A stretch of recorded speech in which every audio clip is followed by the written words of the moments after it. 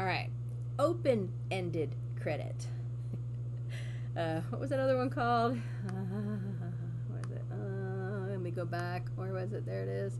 Oh, closed-ended credit. Duh, closed and opened.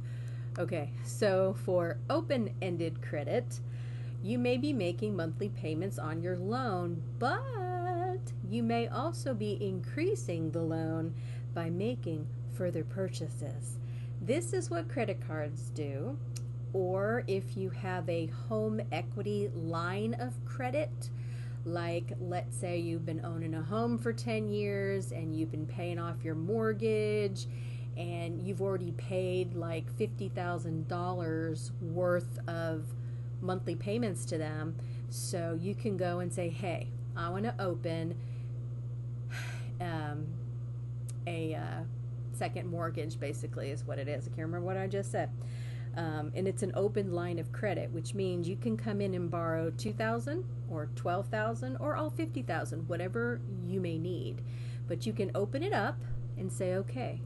And that way someday if there's a problem or an emergency or your car craps out and you're like, oh my God, I need a new car, you can go in and borrow from it. But then you got to start immediately paying it back. So maybe you only borrow $12,000 to buy a used car. Okay, you start paying back on that $12,000. And then your hot water heater goes out and you're like, shit, and then you gotta go borrow another $3,000 to get a new damn water heater. And you go to your open line of credit, and it's just a never-ending cycle. But it's nice to have it there when you need it. But you just start borrowing against it, and 2 years later you might have to borrow again. So anyway, this is what they call an unpaid balance method, and it's also used on credit cards because you might have a $2,000 limit on your credit card, and you go to Walmart and you spend $300, but you still have $1,700 available, and it goes on and on. But anyway, this formula, just like the last one, and I forgot to say this in the last video, but that handout that is in Canvas, it's got all the formulas on it. This is the section 8.21. So you'll have this on your paper. The unpaid balance method, they also use simple interest for. And what you're actually calculating here is, lighter colors this time. Okay, the unpaid balance method for computing the finance charge on a credit card loan. This method also uses a simple interest of I equals PRT. However, P, which is your principal in here, you actually calculate that by taking whatever the previous month's balance is, whatever you hadn't paid off, you're going to add to that the finance charge, which you will calculate right here. All right. Then, if you've made any new purchases, you're going to add those on. And after that, if you return anything, it's like on credit cards, you can take stuff back, just return it.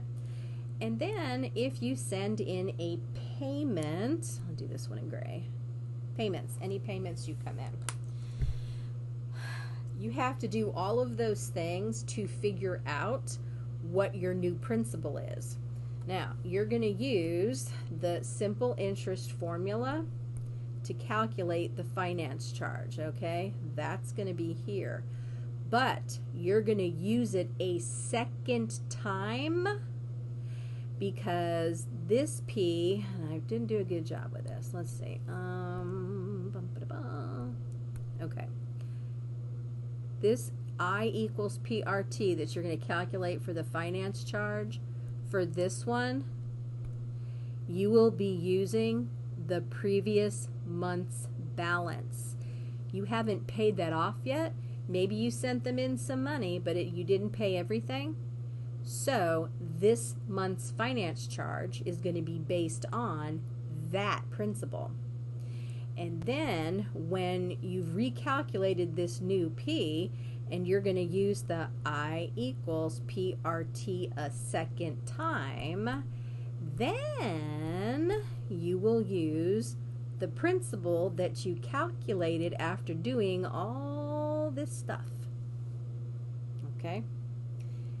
And something to remember is, because this is done monthly, time, remember time when you're doing interest is supposed to be in years, except they're going to calculate this every month because your previous month's balance is probably going to change every month. So time has to be 1/12 because it's 1 month out of 12 months in a year. That's the kicker on this. When you're doing time, whether it be this one here or that one there, they both have to have a time of 1/12. And your interest rate, that should be the same. The interest rate here, that's not going to change. It's going to be the same interest rate in both calculations. But principal will be different. When you're up here calculating the finance charge in green in this formula, you're going to use the previous month's balance as your principal. And then when you go to calculate the finance charge for the next month, then you do it again using, didn't mean to use that color, then you have to do it again using this P. Boy, I hope that made sense. So let me look at an example of that. Okay, the annual interest rate on a credit card is 18% on the unpaid balance, and the unpaid balance at the beginning of the last month was the $600. Since then, a purchase of $130, I think I did that in yellow, $130 purchase, and a payment of $170 was made. Using the unpaid balance method, what is the credit card bill this month, and what is the finance charge next month? Okay, so on the next slide, they show all that. All right, so previous month's balance was $600, so we have to calculate the interest for that, or the finance charge, which was in green. Remember, I said we had to do all this in green.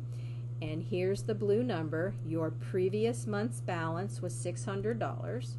Your interest rate is 0.18.